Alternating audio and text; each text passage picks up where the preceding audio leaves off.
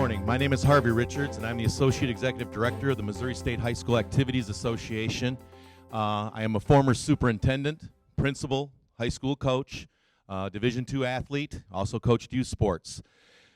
Many of you that have been here in the past, you can sort of get the theme today that we're doing things a little bit different. We're not going to spend the whole time talking about what is a concussion, how you can prevent it, some of the things that are going on out there. We're trying to give you some of those resources that you can use back at your school and or in your community to get the word out of what we're trying to do. The thing that I'm going to be talking about now is effective communication with parents. Now, this is a little tapered down because I'm trying to make it directed towards this topic of concussions. But when I'm all done, what I hope I put in place for you and the ADs that are in the room here and the administrators is what you should do for your first meeting at the beginning of the season and or the year for all of your parents that are participating in sports and activities. And I'll go through many of those things. If you have questions afterwards, I'll be happy to answer them. Josh brought up some good ideas here today about the coaches and stuff, and you'll see that I've incorporated that here in my presentation. But the single biggest problem with communication is the illusion that it takes place. I've been part of that. As a superintendent of the school, you give out all that information to your teachers and to your parents and everything else, and you assume that because you've given it to them that they know what's going on and they understand that. And that's not true. The two words, information and communication, are often used. Information is giving out the information. Communication is getting through. You've got to make sure they're understanding what you're talking about. And that's why I think it's very important that the meeting I'm talking about, the preseason meeting and everything else, it is a mandatory meeting. You must have that meeting.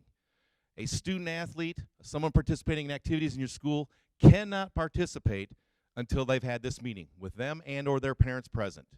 And so, what word comes to mind when you say meeting? If I told you we're going to hold another meeting, what do you start thinking about? Everyone just goes, oh my God, it's going to be boring again. Or waste of time. And of course, not again, we just did this last year. And that happens in our organizations all the time. You've got a kid that's going through it 4 times, or mom's got 2 kids and it's 6 years in a row. You've got to make sure they understand this is important while you're doing it. Effective communication with the parents, preseason mandatory meeting, date and time. I'm going to be hurting myself here as I'm also part of the association, but you have to have this prior to the season, yet what we have is the dead period that occurs during the summertime.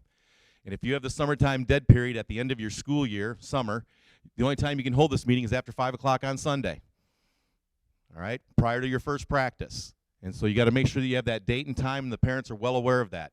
This may be something that when you're setting your calendar up in the spring, which most of us do, that you've already set this meeting and put it in place and make sure everyone's aware of when that meeting is going to take place.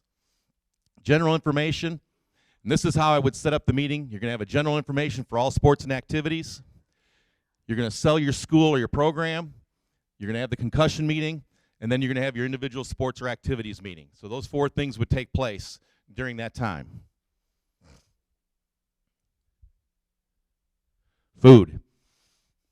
Feed them, and they will come. Okay? We always had a barbecue. And I look around the room here, we've got some other people here that I know. If you feed them, do something, break it up or whatever, they'll come there. And they become part of it and everything else. General information. You bring them in, you're having your meeting, you've set it up. You want to talk about the general information of sports and activities. Educationally based activities. Why are we here? What are we doing this for? Make sure you've explained to the parents the reason and the purpose for your activities, for your sports, everything else that you're doing in your school. Lines of communication, when, how, and why. This is probably the most difficult one, but you need to have it put in place. You need to let them know from the very beginning how you're going to communicate everything and how it's going to take place, and then don't falter from that. And I'm going to give you some simple examples that have caused some people a lot of trouble and a lot of phone calls into our office. Nothing is too small. Every injury that occurs at your school, there should be a reporting mechanism put in place, and it should be followed every time it occurs. From that sprained ankle at practice, to the bump in the head down the hallway, to someone getting hurt in PE class. Okay? It has to be done the same way every time, even if you think you're bugging the parents to death. Because that one time you don't call the parent and don't tell them what's going on, then they're calling us and they're saying, hey, my kid got hurt. What should they have done? And all I say is schools should have a procedure in place. They should have a policy. They should be following it. They need to do what they're going to do. Next thing you know, we're in a lawsuit, all right? And we're settling one right now. So hopefully by Friday. Okay? When, how, and why. So make sure you put it in there. There are many ways out there right now. How many people use automatic text messaging to send a message out? School closing, anything along those lines. It's going to happen. Emails, whatever. You've got to make sure you're using the social media. Make sure you're using what you can use. Make sure it's there in the proper place. Text alerts, emails, social media, use them all, okay? But if someone's injured, I think phone call, talking to that person, make sure you've made communication. Make sure they know what's taking place. We've had kids get hurt before. They're going home on Friday. Always send them a text or an email. Mom and dad don't even look at their email until Monday, okay, when they're going back to work or something along those lines. You've missed 2 days, okay? You got to make sure that you've made contact, especially in an injury. Make sure you explain to all the parents and everyone there your local policies and procedures. Go through them right away from the beginning. As a coach, I made sure that my kids knew everything we were going to do, every procedure, everything that was in place. Stick with it, stay with it, you're good. If you tell all of your parents beforehand, here's our policies, here's our procedures, here's how we're going to do this, they should have no question about it then. Going to use the example of Springfield school system. They have a return to play procedure put in place. It's been in place now, I think, for 5 years. It's specifically outlined exactly what they're going to do, who's going to make that call, who's going to say the student can or cannot participate, and when they can get back onto the field. It's in place. It's written. Parents tried to argue at one time. Mom and dad went out and went doctor shopping. Said they wanted to get another doctor to say that their kid could go back onto the floor, actually it was the field, and play football prior to being released by the school's policy and procedure. School said, no, we're not going to do that. Called up our office. I got a hold of our attorney. We went through it. We talked about it. Their school policy and procedure stuck, and it held. Okay? Parents finally backed away from it. They went through what they had to do. Student came back about 10 days later. So you got to have that policy and procedure in place. Now, they knew about that beforehand. The parents knew it. They knew what the procedure was. They couldn't argue it. Don't just pull it out on them after it's occurred. Okay? Go through it step by step from the beginning. We'll be going in the next session. We'll be talking about resources that we have for you, things that you can use. If you have a return to play protocol in place, at this meeting, you should be telling those parents what that is. If you don't have a trainer, and you don't have if you don't have a trainer, what should your school have? A nurse, okay? So get your nurse involved. If your nurse is not comfortable with that, then your policy or procedure is going to be you have to go to your local doctor. Now, once they've gone to the local doctor, you're going to put in your steps, your procedures, your policies of what you're going to do it, who's going to evaluate it, who's going to sign off on it. If you go through all that with the parents beforehand, they know and they expect what's going to take place. So make sure you've done that and not just, have a surprise. At this time, if you have student contracts or parent contracts, this would be the time to do it. They're all there. They're all in one room. You're going to sign them. You're going to take care of that stuff. I skip some things when I'm doing this, but this is when I would be collecting my physical form. This is when I would wait and on the back make sure that when we've talked about the concussion, we've talked about insurance, all those things are signed at that time. You're collecting them all from that parent at that place, at that meeting, putting them on file, and you have them. Okay. By the way, we'll get to the first part of that meeting. We have four sections of this meeting. Each one should take about 15 minutes long. 3 sections. So the total meeting is only about 45 minutes long. You don't want to go much longer than that because you start to lose everybody, and we'll talk about that a little bit later. But get up in front of your parents and sell your program. Sell the school, tell them the things that you've done, and make sure that they understand why you're there and what you're doing. Talk to them about your facilities. Hey, we have great facilities. We just got them checked. Everything's been cleared. Our football field is turf. We had the STEM test done. The proper, hardness is there. Everything's okay with it. Hey, our multi-purpose room gym, we've had a little problem with the bleachers. We're working on them right now, but we're going to make sure they're fixed for you before we let the kids go in there and play and everything else. Talk about your facilities. Make sure they're aware of what's going on. Make sure that they know the good and the bad. Just let them know right up front what's going on so that you know what's happening. One of the major incidents that occurred 2 years ago, girl was playing basketball inside their practice gym. The little bleacher that they pushed back in, the bar was sticking out from it. She fell down, hit it right in her head. Took 22 stitches, okay? Also had a concussion, all right? Because there was a piece of broken equipment there. Safety equipment. Explain to them what you've done. How many football playing schools do we have here? People that are associated with schools that are football playing schools. Hey, we just had our helmets go through the NOC seal of approval. They've been reconditioned. All of our equipment is up to date. We checked all of our shoulder pads. They've all been fixed. We put new snaps on them. The coaches and trainers of everyone's gone through them. We've checked them. Everything's up to where we want them to be. If your student or son starts talking about it's not fitting right or it's not feeling right, let us know. We want to make sure they're wearing the most proper equipment, make sure everything's fitting right, make sure it's all there.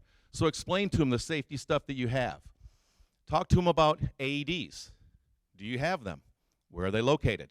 What's your procedure going to be if you do have an AED in your building? If you don't have one, what are you going to do? Talk to them about the safety equipment as far as your routes to leave in case of an emergency, all those kinds of things. So make sure you've talked to them about the safety equipment. Emergency action plans. This was the big push, Stephanie, 2 years ago, to make sure everyone had them in place. We've come out with most of our schools here, if you're not aware with it, we have a plan out there for everyone that can use it. It's almost a cookie cutter. You just go in there, fill it all out, it's ready to go. But you should be talking to your parents about that at that time. In the fall, you'd be sitting there going, okay, we have an emergency action plan for the football field.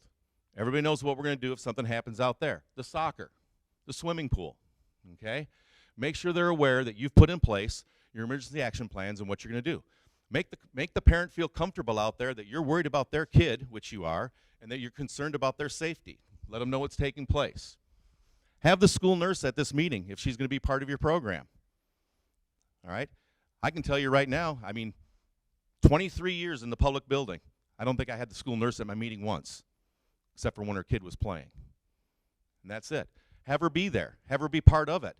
I know tomorrow I'll be down at Cape Central. We'll be doing a meeting there. The Kennett school system, their key person is the school nurse. She's there. That's where they report everything to, is to her. So I'll guarantee you she's at their meetings. Make sure she's part of it. Make sure your trainers are there. I don't know how many trainers are at their preseason meetings, but they should be. Get a face. Let mom and dad know who these people are, where they're going to be, all that kind of stuff.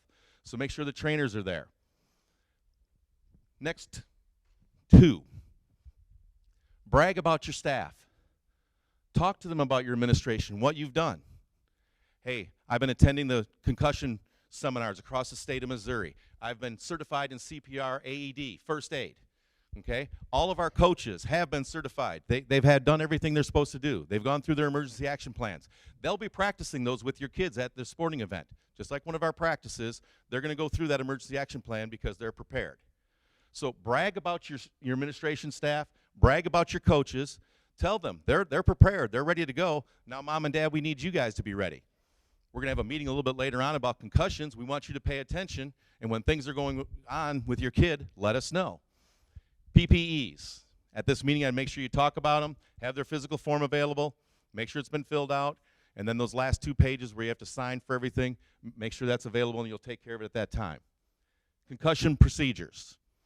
We'll have a whole section where there'll be 15 minutes on that, but you want to talk to them that there's a protocol you'll use, and then injury reporting.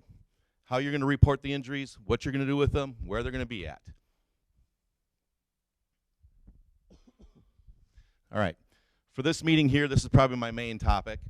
This would be the 15 minutes where you're talking to the whole group and you're talking about concussions, the education part of it, the signing off of it, and everything else. And I really think it should be done in these 4 steps. And this is also verified by a group called MOMS, if you're familiar with it and everything else.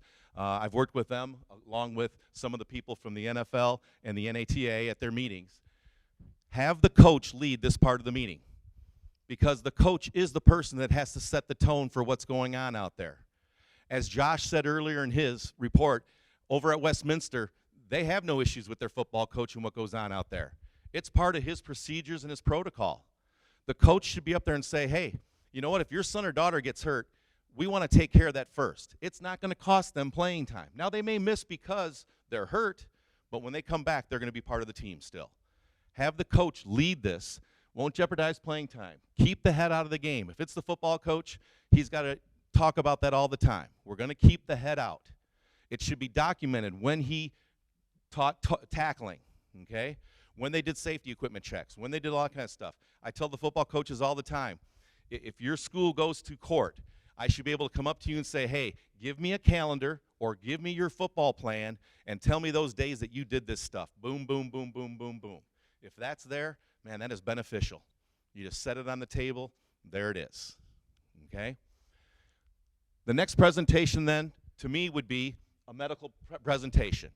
It can be done by someone here in this room, trainer, nurse, doctor, someone local with your school, whatever, if they want to do it in person. You can also use the Misha video, which I've produced. It's 6 minutes long. It's on the website. Just download it, play it, okay? It gives facts, figures, everything else about concussions, where they come from, and everything else. Now, that is not the whole piece for educating your parents and or your students. That's just an introduction. They still need to go to the nfhlearn.com and take the 20-minute concussion video that is out there. You could use that video if you want to at that time, but it is 20-some minutes long, and you have to answer questions and everything else and all that kind of stuff. Third one, have one of your former athletes be there. This is our 5th meetings doing these across the state and everything else. That's one of the things we try to do. We try to have an athlete here to give you guys a perspective of what's taken place. Have a recent graduate. Have a student that was still in the school system that somehow was concussed. Have them be part of that program. Talk about what it was like, what they went through, what they were doing. Make the parents feel comfortable that, hey, it was okay. It worked out all right. And then the last one, have a parent there of the concussed athlete. Have them talk about what they did. Let the other parents realize, hey, they did a good job. Maybe they didn't do a good job, but you've talked to them now and they fixed it, all right? So those would be the 4 key components I would have. Still, should only take about 15 minutes, okay?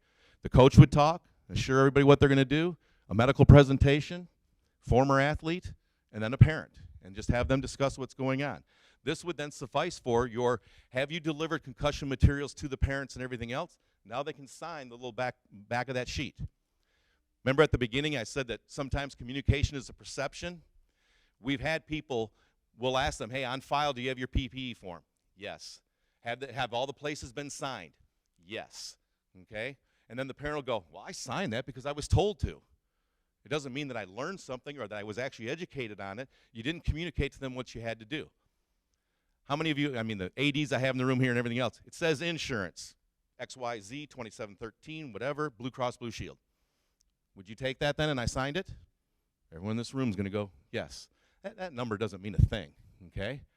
There's no group number, no insurance policy number. None of those numbers can be traced back to anyone, nothing. They could put down anything they wanted to, but you have to have been able to explain to them, hey, I was told we have to have insurance for my son or daughter to participate in extracurricular activities. Did you know that? Yes. Did you sign here? Yes. Now you've held them accountable for what they're supposed to do. The last part of your meeting then would be to break off into their individual groups. And a little thing that I'm going to talk to you about here is that you need to know what your coaches are going to do when they break off into their little individual groups, okay? Be aware of what the coach is going to say. Make sure that he's on the same page that you're on. Make sure that there's a philosophy about what your sports are going to be, what's his team going to be, what he's doing, and everything else. Make sure that he reiterates in that meeting what the first coach did or the lead coach did to the whole group about make sure you tell us when you're hurt, when you're injured, what you're going to do. Make sure he tells them what the lines of communication are going to be. All right, I'll step a little aside here. Do you ever talk to a coach right after a game or before a game as a parent? Answer should be no. Okay? I mean, you got to say that up front, though. If you don't tell them that, they never know. All right? Be a role model. Make sure your coach is the role model for those kids. Make sure they're doing what they're supposed to be doing. Make sure they're part of the program. One of the issues I face is I also take care of coaches' education in the state of Missouri. We're looking at about 27,000 coaches in the state of Missouri right now. About 6,000 of those are not in the school system. So in other words, we're bringing in outside people that aren't part of your culture at your school every day, Monday through Sunday, okay? Everyone used to say Monday through Friday. I think that's gone away a long time ago, okay? Make sure that those people are still part of what you're doing. So make sure that they're a role model for your kids. Okay? I may have gone too fast there. And most of you people that know me know that I talk that fast all the time. But I'm willing to take questions, answer anything for you, especially from the Misha perspective about your meetings. Involve everyone in them. And like I said, I would make these mandatory. I can think of 20, 20 years ago when we were doing these things, we didn't even think about having meetings sometimes. You'd have a group meeting with the team, talk about it, maybe send home a letter to the parents. I think those days are long gone. You've got to bring them in, sit them in the room, and talk to them. So I'll entertain any questions that you have for me at this time. See, they're all going to go back and have perfect meetings, so we're good.